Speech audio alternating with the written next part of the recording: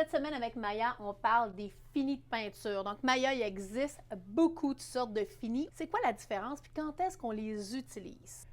La différence des finis, Marie-Josée, écoute, la différence des finis, on va commencer. Il y a le fini mat à plafond. Oui. Ça, c'est je dirais complètement mat. Par contre, c'est pas lavable du tout. On n'essaie pas On ne met pas ça dans une cage d'escalier. Non, on ne met pas ça dans une cage d'escalier. Puis, c'est ça, on ne peut pas frotter. De plus en plus, les gens me demandent un fini mat lavable.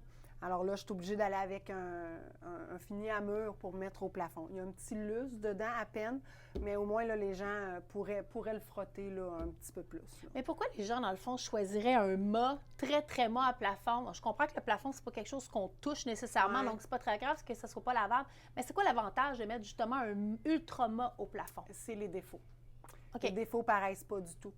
Le plafond, c'est la partie de la maison, de la pièce, qui a le plus de défauts qui pourraient être apparents. La lumière reflète aussi dessus. Alors, dès qu'on met un léger lustre au plafond, bien, on va tout voir, exemple, où est-ce que les planches de gyps, il y a eu un joint ou des choses comme ça. On pourrait voir tout ça. Les coups de rouleau aussi. OK.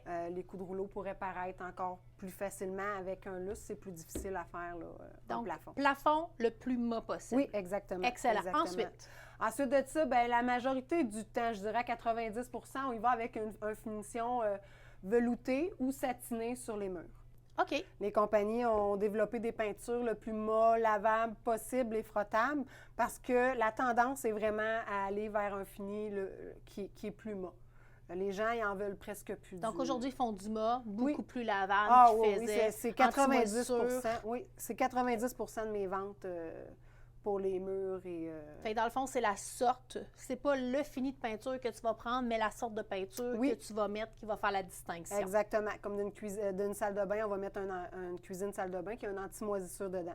Fait que l'humidité, elle, elle passera pas au travers pour aller affecter nos murs en arrière. Il existe aussi des peintures très lustrées, Maya. Quand est-ce que j'utilise ça?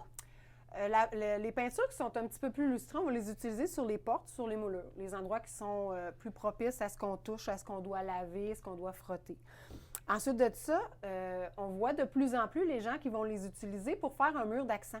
Ça va attirer notre œil vers ce mur-là. Quand on est dans la même couleur, j'irais avec...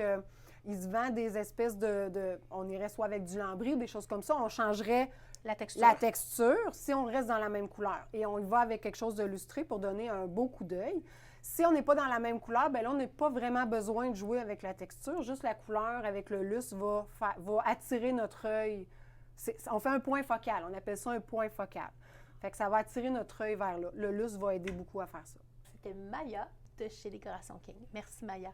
De rien.